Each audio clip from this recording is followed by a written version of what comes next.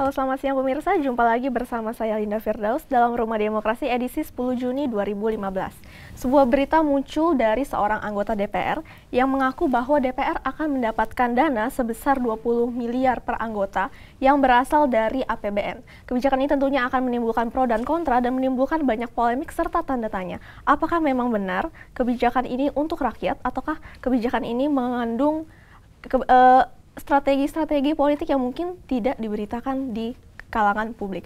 Oleh karena itu, pemirsa, kita akan membahas hal tersebut bersama narasumber kita hari ini, yaitu Pak Aras. Halo Pak, apa kabar? Baik, Linda. Bapak sendiri apakah sudah mendengar mengenai kebijakan 20 miliar per anggota ini sebelumnya? Iya, udah saya dengar beberapa hari yang lalu. Saya juga kaget sebenarnya.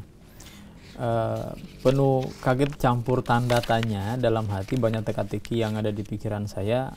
Ini kok ada lagi anggaran seperti ini ya, namanya dana aspirasi atau DA.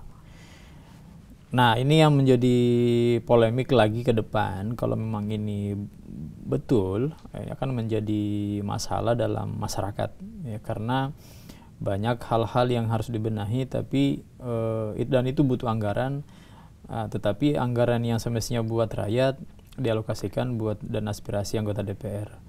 Saya juga belum tahu persis anggaran ini untuk apa, tapi yang jelas kalau anggaran ini tidak memberikan kontribusi yang baik buat rakyat, tidak memberikan manfaat yang bagus, saya kira apapun itu aspirasi itu dan aspirasi itu hanya namanya saja, itu Linda. Sebenarnya dana aspirasi seperti apa sih yang dimaksud dalam kebijakan ini?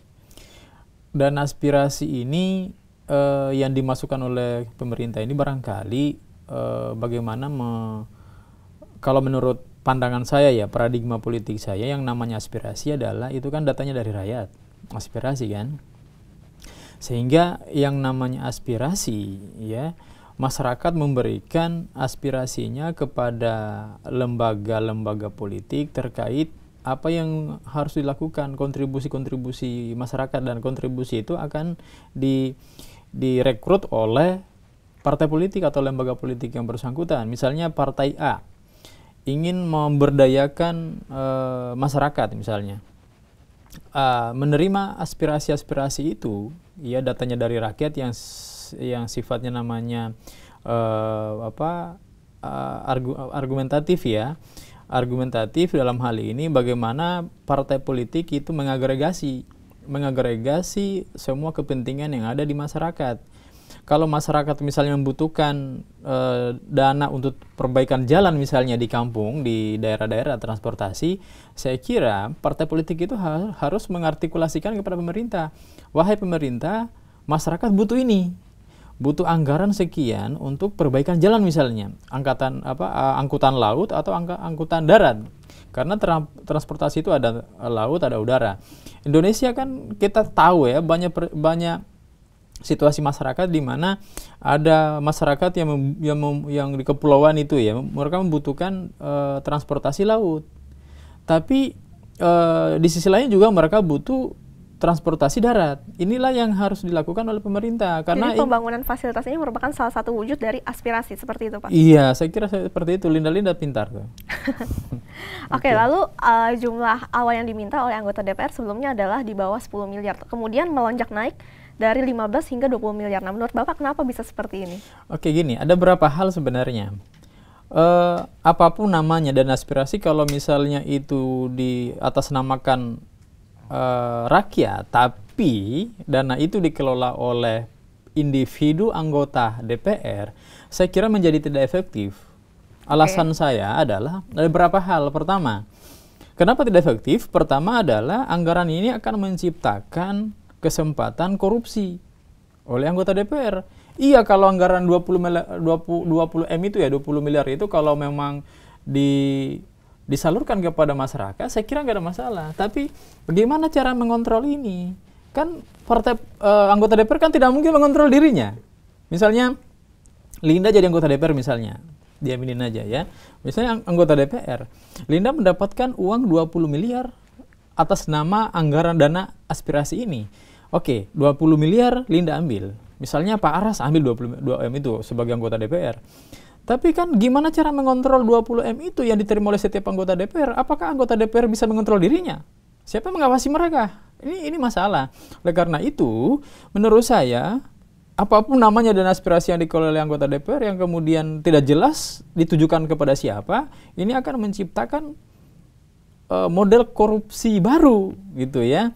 Oleh karena itu, saya sebenarnya secara pribadi tidak setuju dengan dan aspirasi itu. Kenapa? Karena akan menciptakan ketimpangan aja, gap antara kebutuhan masyarakat dengan pengelolanya. Dalam hal yang anggota DPR, masyarakat butuh ini.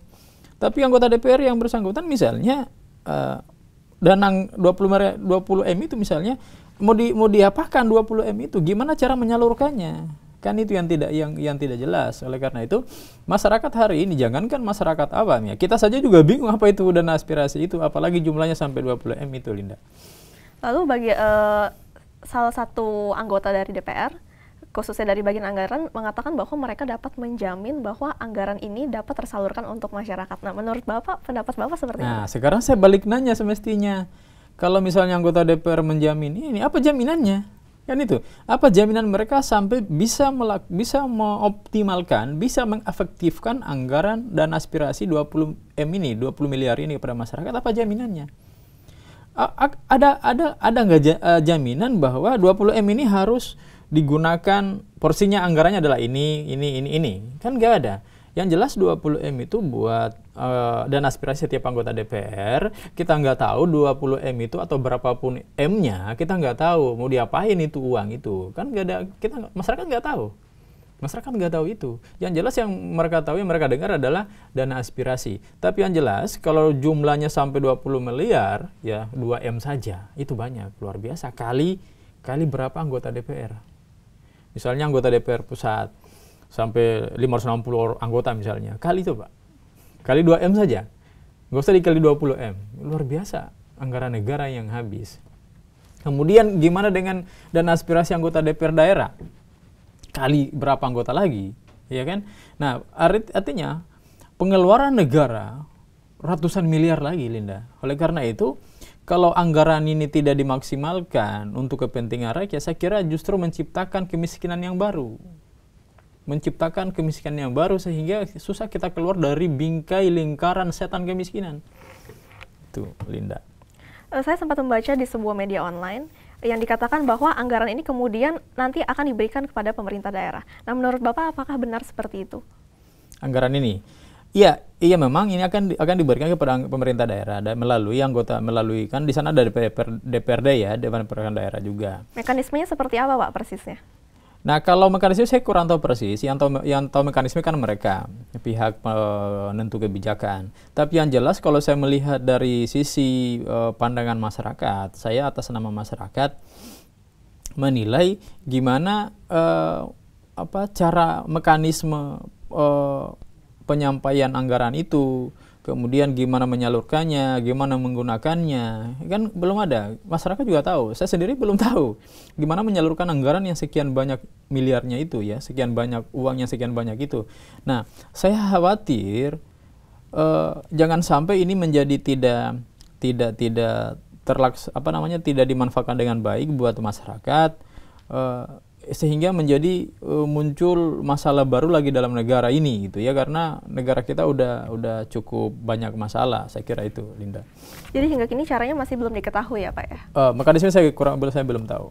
Oke, kita akan bahas lebih lanjut mengenai topik ini, tetaplah bersama kami di Rumah Demokrasi.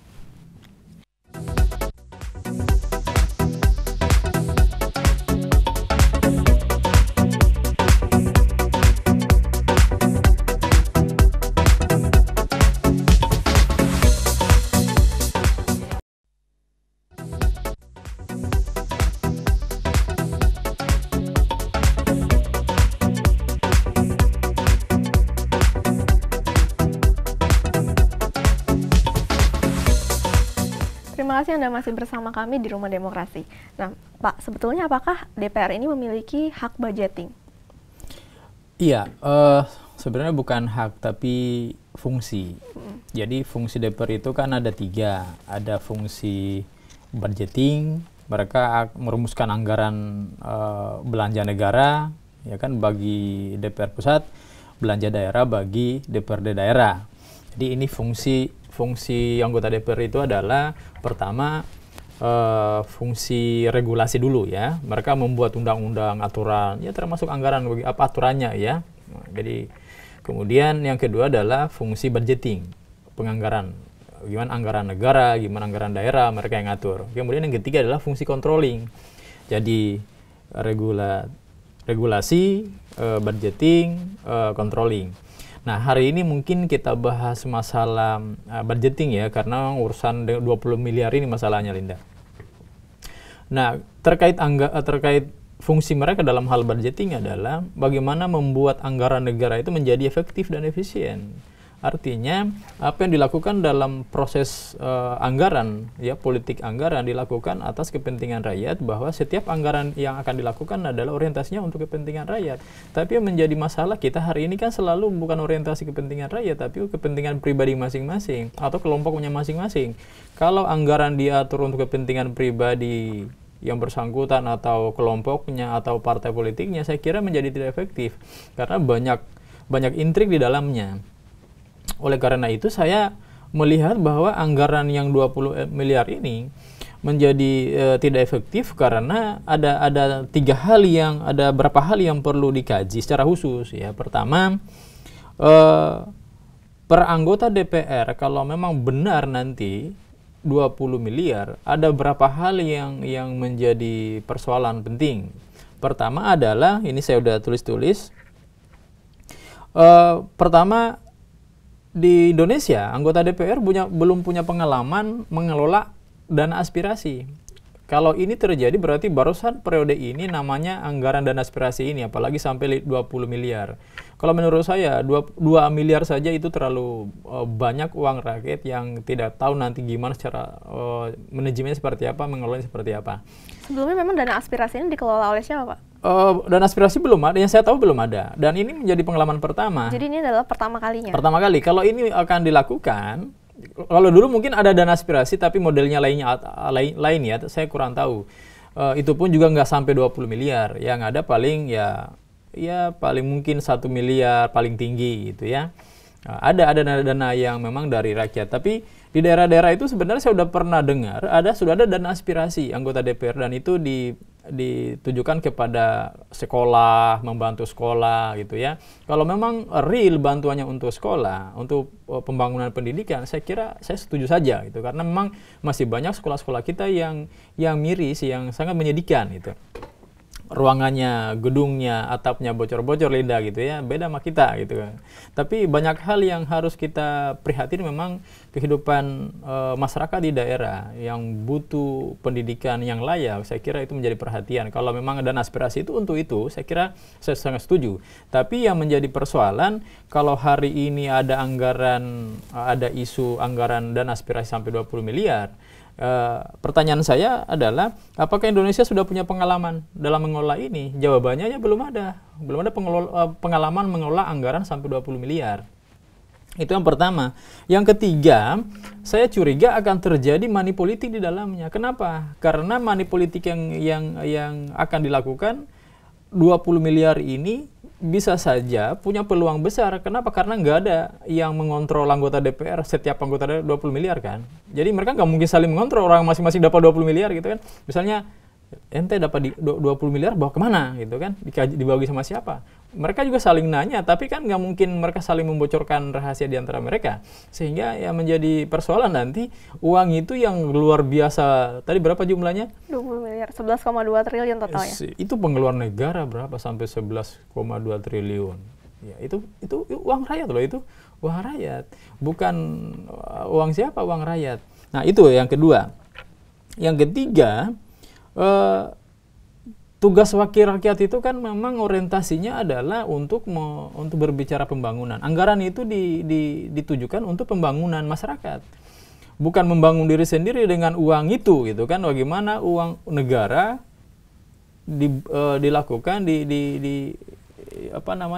digunakan untuk membangun kehidupan masyarakat. Indonesia hari ini saya pikir masih banyak yang terlantar, masih banyak yang miskin. Coba kita lihat, luar biasa kemiskinan yang menganga di luar sana. Tapi ini siapa yang bertanggung jawab? Kan negara. Ya anggota DPR, pemerintah, legislatif, eksekutif kan mereka adalah bagian dari negara yang menyelenggarakan negara. Oleh karena itu, siapa yang bertanggung jawab? Ya pemerintah. Apalagi sudah diatur dalam undang-undang gitu ya. Jadi setiap warga negara mendapatkan perlindungan dari negara gitu ya. Nah, itu. Kemudian yang terakhir adalah dengan dana anggaran ini jangan sampai ada konflik kepentingan. Konflik kepentingan yang mana yang dimaksud? Nah, di dalamnya ini kan karena semua akan saling mencurigai, pasti 20 miliar itu pasti orang akan saling mencurigai, sehingga sangat subjektif di dalam mengelola uang ini. Kalau sudah subjektif berarti pasti ada unsur kepentingan yang notabene nanti ada korupsi ya. Ya pasti 20 miliar, saya mau apakan uang ini gitu kan. Paling tidak setiap anggota DPR yang mendapatkan 20 miliar berpikir, uang ini saya akan lakukan apa? Karena untuk tujuan politik ke depan lagi gitu ya. Jangan sampai boleh jadi hanya bagi-bagi uang kepada rakyat yang sebentar lagi habis misalnya tidak digunakan dengan sebaik-baiknya. Tapi kalau untuk kayak tadi saya contohkan untuk sekolah, kan jelas. Untuk sekolah atau transportasi darat, laut buat masyarakat, dan masyarakat bisa menikmati semuanya. Tidak menikmati secara individu masyarakat itu. Demikian pula anggota DPR yang mendapatkan itu memang benar-benar uang itu digunakan untuk kepentingan rakyat. Kalau untuk 20 miliar jumlahnya memang benar-benar untuk kepentingan rakyat, saya pun juga setuju gitu. Artinya bagus loh gitu kan kalau memang uang itu untuk rakyat melalui tangan anggota DPR. Tapi pertanyaan saya, kenapa mesti melalui tangan anggota DPR gitu? Kan ada, kalau di daerah ada bupati, ada wali kota, ada gubernurnya. Nanti di sana ada istilahnya pogja-pogja pemerintah daerah, sehingga mereka akan bisa mengolah uang itu dengan baik. Jangan sampai 20 miliar hanya namanya saja, dan aspirasi untuk siapa? Karena aspirasi yang dimaksud di sini adalah definisinya untuk aspirasi rakyat gitu ya, untuk kepentingan rakyat. Saya kira itu, Linda. Jika seandainya Pak, dana aspirasi ini memang diperlukan untuk membangun masyarakat, istilahnya seperti itu. Siapa yang menurut Bapak berhak untuk mengatur dana aspirasi ini? Kalau ini memang untuk kepentingan rakyat, rakyat yang mana dulu? Kalau misalnya rakyat di daerah kan di sana ada pemerintah daerah, ada bupatinya, ada wali kota, ada gubernur. Ya, mereka lah yang tahu kondisi daerah. Artinya uang ini berarti yang pas ya memang dikelola oleh pemerintah daerah. Ya kalau misalnya dana ini datanya dari pusat, ya udah berikan kepada pemerintah daerah. Kemudian pemerintah daerah juga mengoptimalkan anggaran ini, memang memanfaatkan anggaran ini untuk rakyat. Tapi pertanyaan juga gini, jangan sampai juga sampai di pemerintah daerah, misalnya sampai di bupatinya, wali kotanya, gubernur, itu juga nggak nyampe sama rakyat. Nah, di Indonesia ini kan memang kita tahu kalau persoalan dana, anggaran atau berurusan dengan uang, orang selalu saling mencurigai gitu. Ya, tidak ada kepercayaan. Karena itu saya ingin sebenarnya bagaimana menumbuhkan kepercayaan itu, percayaan kepada diri sendiri terutama, bagaimana kita percaya diri ketika kita mengelola uang itu bukan karena untuk kepentingan subjektif kita, tapi secara objektif kita memang orientasinya adalah untuk kepentingan rakyat. Tapi itu akan susah sekali. Pandangan idealisme saya ketika melakukan sesuatu untuk kepentingan rakyat itu akan banyak mengalami hambatan. Kenapa? Karena sudah banyak orang menjadi pragmatis, bahkan transaksional.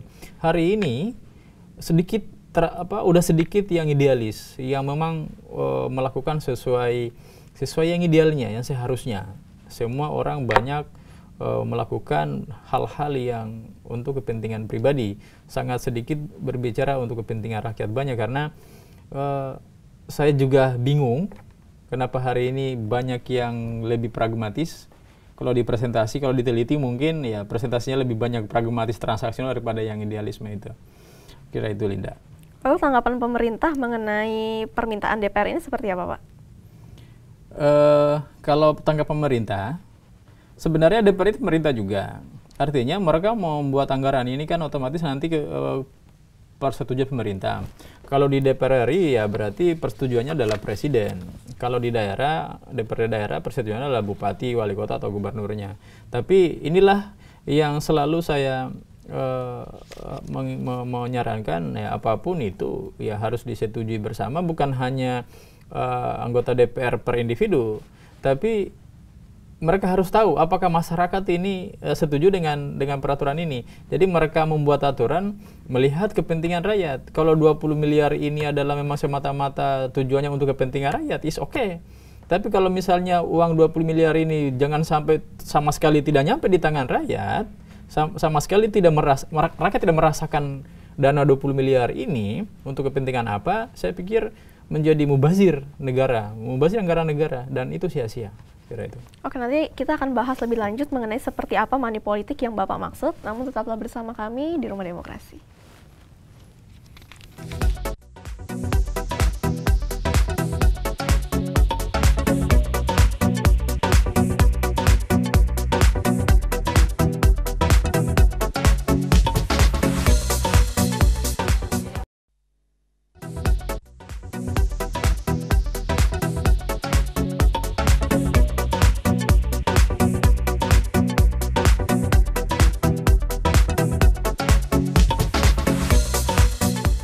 Anda masih bersama kami di Rumah Demokrasi.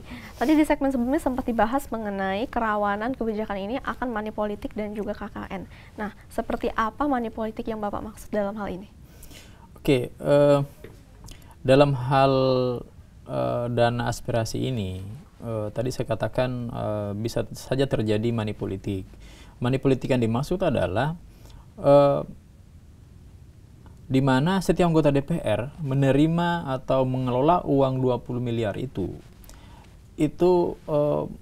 akan menjadi bumerang bagi dirinya jika tidak mengolahnya dengan baik. Kenapa? Karena sangat subjektif ya. Kita pegang 20 miliar itu, saya pikir secara logika sehat kita, orang mengelola 20 miliar setiap anggota misalnya, pasti ada pemikiran uang ini mau dijadikan apa atas kepentingan pribadi misalnya, itu pasti ada. Jadi apalagi uang itu kan ada unsur setannya gitu ya, jadi sangat panas itu. Makanya saya paling berurusan uang itu takut gitu. Nah, kenapa tadi saya katakan akan terjadi money politik? Karena gimana cara mengelola anggaran itu, dana itu sampai 20 miliar itu oleh anggota DPR, pasti di dalamnya sangat subjektif. Kenapa subjektif mengelola anggaran? Siapa yang akan mengawasi mereka coba? Siapa yang mengawasi anggota DPR, setiap anggota DPR yang mengelola uang 20 miliar? Kan tidak mungkin, dan masyarakat siapa yang mengawasi? Ya, makanya kalau misalnya ini benar-benar diwujudkan anggaran 20 miliar ini dan aspirasi ini, berarti pemerintah juga harus mengeluarkan kebijakan atau aturan yang mengawasi siapa? Apakah masyarakat atau lembaga sosial yang swadaya masyarakat misalnya, atau LSM yang mengawasi? Tapi jangan sampai karena LSM juga hari ini juga masih banyak yang bermasalah di masyarakat ya. Jadi inilah yang harus kita perhatikan, jangan sampai secara subjektif anggaran ini menjadi tidak maksimal dikelola karena pasti ada kepentingan pribadi. Kepentingan subjektif yang dimaksud di sini adalah kepentingan pribadi setiap anggota DPR yang mengelola anggaran itu. Oleh karena itu, kalau menurut saya pasti ada kesempatan untuk korupsi, menyalahgunakan anggaran. Ya, ini pemikiran saya ya. Jadi dalam hal ini, kalau menurut saya pemerintah jangan tergesa-gesa memutuskan aturan bahwa ini anggaran dana aspirasi harus segera diwujudkan. Kalau menurut saya jangan tergesa-gesa membuat aturan ini, harus dipikirkan matang-matang, harus didiskusikan secara matang, karena ini butuh kajian secara khusus oleh pemerintah. Jangan sampai anggaran yang dikeluarkan oleh negara, uang rakyat yang luar biasa triliunan itu ya, menjadi tidak sampai di masyarakat. Padahal kita tahu bahwa masih banyak hari ini kepentingan masyarakat yang harus ditutupi, harus dipenuhi, harus dilakukan oleh pemerintah. Misalnya gini, di daerah ya, di daerah masih banyak masyarakat kita yang hari ini mungkin anaknya tidak sekolah, gitu kan? Kemudian sekolah-sekolah di daerah juga masih banyak ya butuh bantuan pemerintah untuk direnovasi, diperbaiki sehingga anak-anak di daerah itu, anak-anak masyarakat itu bisa sekolah layak seperti halnya orang lain. Itu yang pertama. Kemudian yang kedua, di samping berbicara sarana prasarana pendidikan, juga kita melihat ekonomi kerakyatan. Ekonomi kerakyatan hari ini masih banyak yang miris loh, Linda. Jadi kalau menurut saya sih secara ideal kalau memang anggaran ini ada yang triliunan itu lumayan banyak, saya kira alangkah bagusnya anggaran ini dikelola oleh pemerintah itu sendiri, kemudian jangan per orang anggota DPR, secara keseluruhan itu ya dikelola, jangan per orang. Kalau per orang tadi saya sudah bilang secara subjektif jangan sampai menciptakan ketimpangan dan penyelewengan, dalam hal ini korupsi gitu ya, manipulasi terjadi. Nah, inilah yang menjadi sorotan masyarakat. Jangan sampai anggaran yang begitu banyak ini digunakan menjadi tidak efektif. Itu. Kemudian masyarakat masih butuh perbaikan transportasi darat, laut. Linda asalnya dari mana? Kalau di Sulawesi itu, ya di Kalimantan, di Papua, itu saya pernah tugas di daerah waktu itu, tepatnya di daerah Halmahera, itu di Maluku. Itu kalau menyeberang laut itu arus laut itu kencangnya luar biasa, dan itu adalah taruhannya nyawa. Nah, gimana pemerintah itu menyiapkan anggaran buat masyarakat di sana? Jadi menurut Bapak, anggaran yang ideal itu seharusnya dikelola oleh pemerintah daerah masing-masing, seperti itu? Iya, pemerintah daerah masing-masing, karena daerah masing-masing lah yang tahu kondisi daerah itu. Butuh apa masyarakatnya, kan daerah yang tahu. Pemerintah pusat nggak tahu, oleh karena itu memberikan amanah kepercayaan kepada pemerintah daerah untuk membangun daerahnya masing-masing. Artinya sesuai apa? Sesuai kebutuhan. Karena itu membangun pemerintahan itu berdasarkan kepentingan masyarakat di situ, kebutuhan masyarakat di situ. Apa kebutuhannya? Kalau masyarakatnya butuh sumber daya manusia di SDM pendidikan, kirim guru di sana, ya kan? Kemudian kalau sekolahnya nggak bagus, tidak layak untuk dipakai untuk belajar, ya kasih bantuan untuk sekolahnya itu biar lebih bagus misalnya. Kemudian kalau misalnya jalanan yang nggak bagus, masih hutan-hutan, masih jalan lumpur, ya bebatuan, coba dikasih jalan transportasi yang layak, jalanan yang layak yang bisa dilewati. Dan ingat, peredaran apa namanya ya? Bukan peredaran. Jadi ekonomi itu bisa meningkat kalau jalur transportasi masyarakat ya itu bagus. Gimana orang bisa produksi, katakan misalnya hasil tanaman, hasil bumi mereka, hasil di sana banyak kopra, banyak kelapa, banyak cengkeh dan seterusnya. Gimana mereka memasarkan itu kalau akses jalan nggak bagus? Artinya transportasi darat berarti penting dong.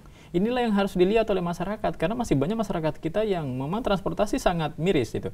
Yang kedua, karena kita kan daerah negara kepulauan, berarti fasilitas laut, transportasi laut juga harus layak.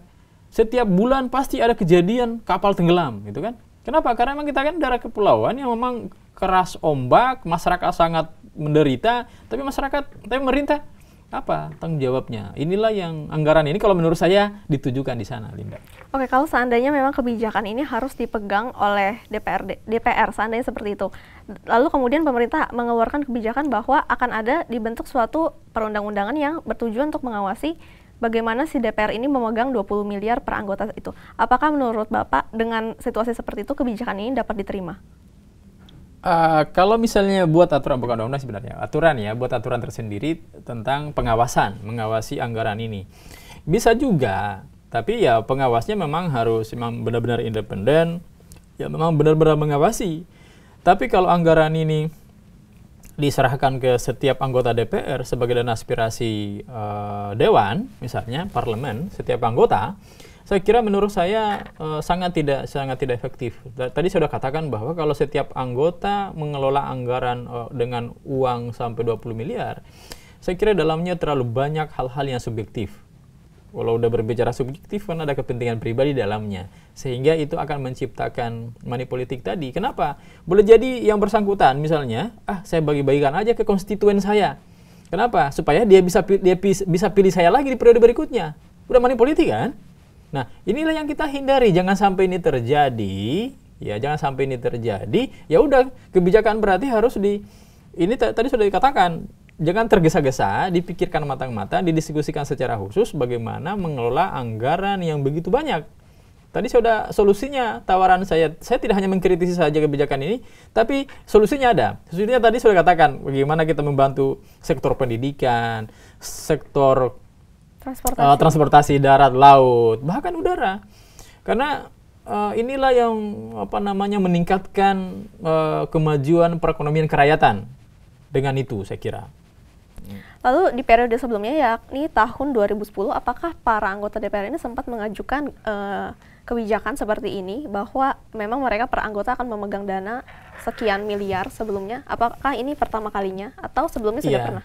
Kalau yang saya tahu, sebenarnya saya pernah dengar dulu, pernah juga ada dana aspirasi, bantuan untuk sekolah. Saya pernah dengar itu, tapi saya belum lihat ya, saya hanya dengar aja. Tapi kali ini juga saya udah dengar isunya, bahkan banyak di broadcast di BBM ada informasi ini, di internet juga ada kan. Tapi lagi-lagi saya penuh tanda tanya.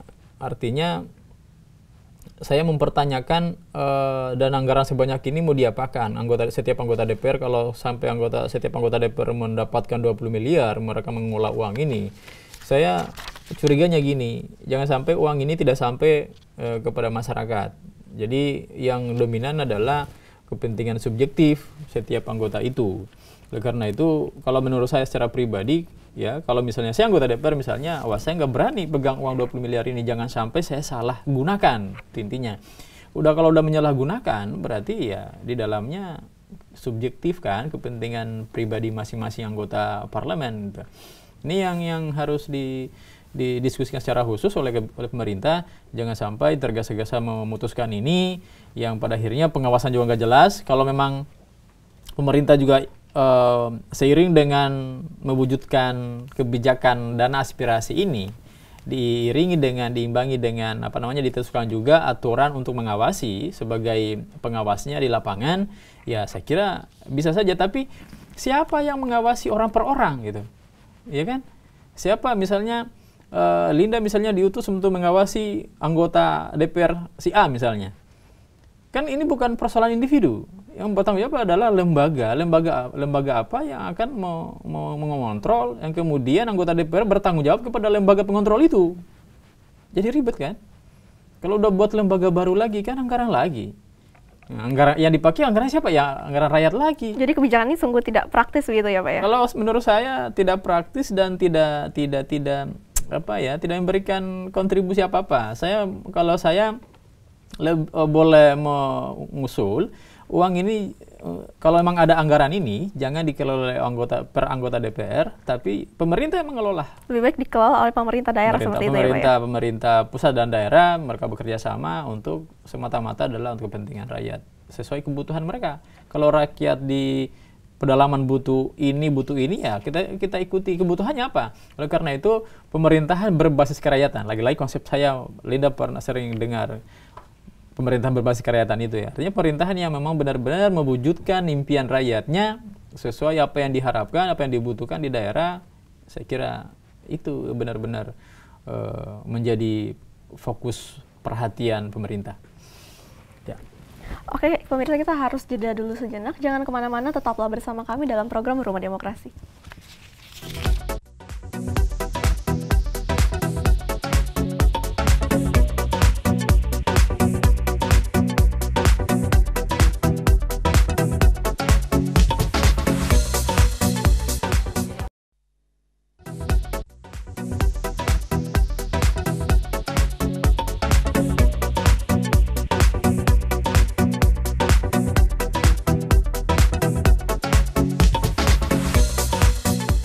Anda masih bersama kami dalam program Rumah Demokrasi. Tadi sebelumnya kita sudah berbincang-bincang mengenai kebijakan anggaran 20 miliar per anggota DPR, dan tadi sempat dikatakan bahwa kebijakan ini sangat rawan akan money politik begitu ya Pak ya. Lalu menurut Bapak sendiri, apakah pemerintah sudah memberikan ketegasan terkait dengan kebijakan ini? Karena tentunya pemerintah pasti melihat kebijakan ini kurang tepat begitu untuk diterapkan dalam situasi seperti ini. Iya, betul sekali Linda. Kurang tepat memang. Makanya saya memberikan kritikan terkait kebijakan ini. Kalau memang benar-benar diwujudkan ini, menurut saya jangan gegabah, jangan tergesa-gesa, harus dipertimbangkan matang-matang. Kenapa? Karena jangan sampai justru menciptakan masalah baru, ya. Masalah di negara ini sudah banyak, ditambah lagi dengan masalah pengelolaan anggaran yang luar biasa triliunan ini, banyak ini, saya kira akan menambah masalah masyarakat. Masyarakat sekarang udah dipermasalahkan dengan isu beras plastik, apalagi itu isu-isu yang tidak membuat nyaman masyarakat, ditambah lagi dengan anggaran ini yang nantinya tidak digunakan maksimal oleh pemerintah, sehingga akan justru menciptakan kerawanan di masyarakat, ya. Nah, ini kalau memang ini diwujudkan, saya kira pemerintah memang punya aturan tersendiri, karena anggaran yang luar biasa banyak ini harus dikontrol. Kalau tidak dikontrol, saya pikir bablas, ya. Kalau udah bablas, ya udah masalah lagi. Jadi masyarakat, rakyat jangan selalu diciptakan masalah, gitu ya. Jangan selalu dibuatkan masalah yang pada akhirnya juga masyarakat yang memikul bebannya. Kenapa? Karena kalau udah pembengkakan anggaran, ya masyarakat lagi yang ujung-ujungnya adalah masyarakat yang merasakan itu. Ya, kalau udah masyarakat, pemerintah udah keteteran lagi dengan anggaran negara, menaikkan harga lagi, harga BBM dan seterusnya, sehingga diikuti oleh kenaikan harga-harga yang lain, masyarakat lagi yang merasakan itu. Nah, inilah kenapa saya memberikan saran untuk dipertimbangkan secara matang-matang, karena jangan sampai ini terjadi masalah yang muncul di masyarakat yang notabene mereka sudah banyak masalah, ditambah lagi dengan masalah ini dan seterusnya, sehingga masyarakat hidupnya stres gitu. Nah, itu pertama, Linda.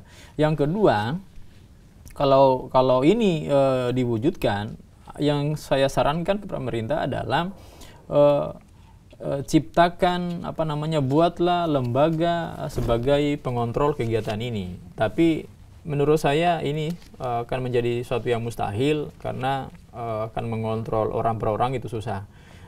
Yang ketiga, kalau memang ini tidak efektif, ya tidak bermanfaat secara maksimal untuk secara langsung dirasakan langsung oleh rakyat, saya kira tidak perlu ada namanya dan aspirasi setiap anggota DPR. Jadikanlah anggaran ini, buat anggaran ini yang dikelola oleh pemerintah setiap daerah masing-masing, karena pemerintah daerah lah yang tahu kebutuhan masyarakat setiap daerahnya. Jadi nggak ada lagi dan aspirasi setiap anggota DPR. Ya, mungkin saran ini akan membuat kesal setiap anggota DPR karena saya nggak setuju gitu kan. Tapi jujur saja, saya atas nama rakyat, atas nama masyarakat yang memang masih butuh perhatian pemerintah hari ini, masih banyak hal-hal sektor kehidupan masyarakat itu yang dibutuhkan oleh masyarakat. Pemerintah harus tahu itu. Nah, persoalan anggaran ini ya memang saya nggak setuju dari awalnya. Karena untuk apa setiap anggota DPR mengelola anggaran 20 miliar? Ya kan? Apalagi tidak jelas tujuannya, tidak jelas diarahkan kemana anggaran 20 miliar itu. Ya, oleh karena itu memang saya tidak setuju kalau ditanya apakah saya setuju atau tidak. Saya jawabnya adalah tidak setuju. Karena saya jangan sampai saya menjaga kemungkinan terjadi ke depan, jangan sampai terjadi unsur subjektif setiap anggota parlemen.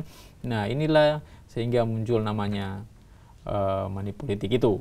Lalu terkait dengan kebijakan ini, apa saran yang bisa Bapak berikan kepada masyarakat untuk menyikapinya? Saran buat masyarakat. Saran buat masyarakat, misalnya kalau udah masyarakat tahu ini, jangan sampai mereka juga langsung terkontaminasi, senang gitu kan. Wah, ini kita dapat uang nih, ya. Jangan sampai itu hanya kecewa saja, karena jangan sampai mereka udah berharap tapi juga mereka nggak dapat gitu. Kalaupun misalnya uang itu masyarakat berharap dibagi-bagikan, justru pembagian uang itulah money politik.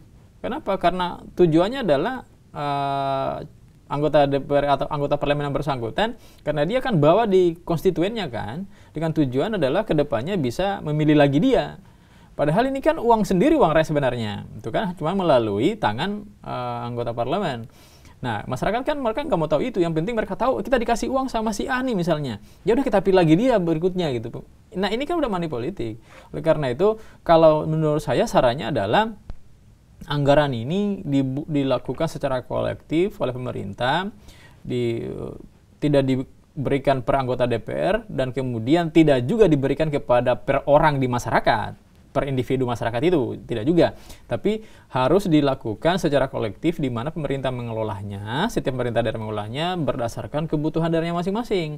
Kalau daerahnya masih butuh peningkatan pembangunan pendidikan, ya udah di situ sektor itu. Kalau misalnya masyarakatnya butuh perbaikan jalan, transportasi darat dan laut, ya udah silakan di situ. Kalau misalnya masyarakat butuh pemberdayaan ekonomi misalnya, ya kan, melalui koperasi, udah kasih di situ. Sehingga bisa dirasakan sama-sama, tidak individu per individu gitu. Jangan sampai terjadi itu. Kalau udah individu per individu, yang terjadi adalah kepentingan subjektif. Ya money politik aja ya ujung-ujungnya. Itu Linda.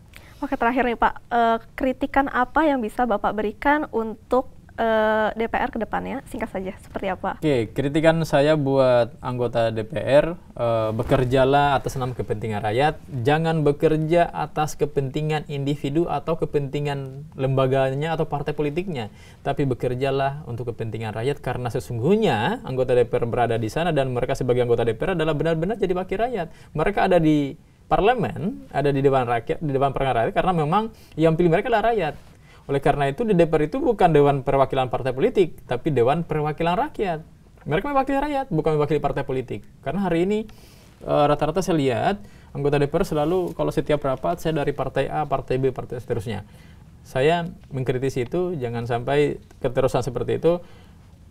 Mereka ada di sana karena rakyat, oleh karena itu namanya Dewan Perwakilan Rakyat. Kira itu. Oke pemirsa, melalui perbincangan hari ini kita bisa menyimpulkan bahwa dana sebesar 20 miliar per anggota ini sebetulnya sangat rawan akan money politik dan juga korupsi. Dan tentunya kita berharap DPR sebagai lembaga perwakilan rakyat bisa menjalankan fungsinya dengan baik sehingga bisa menjalankan kepentingan rakyat dan tentunya selalu berorientasi kepada kebutuhan masyarakat. Oleh karena itu pemirsa, kita berharap supaya DPR bisa mengkaji kembali kebijakan ini dan kembali melakukan tugasnya dengan baik untuk kepentingan masyarakat. Dan kita sudah sampai di penghujung acara. Saya Linda Firdaus dan seluruh kerabat kerja yang bertugas undur diri dari hadapan Anda. Terima kasih telah menyaksikan Rumah Demokrasi dan jangan lupa untuk saksikan terus www.binus.tv. Sampai jumpa.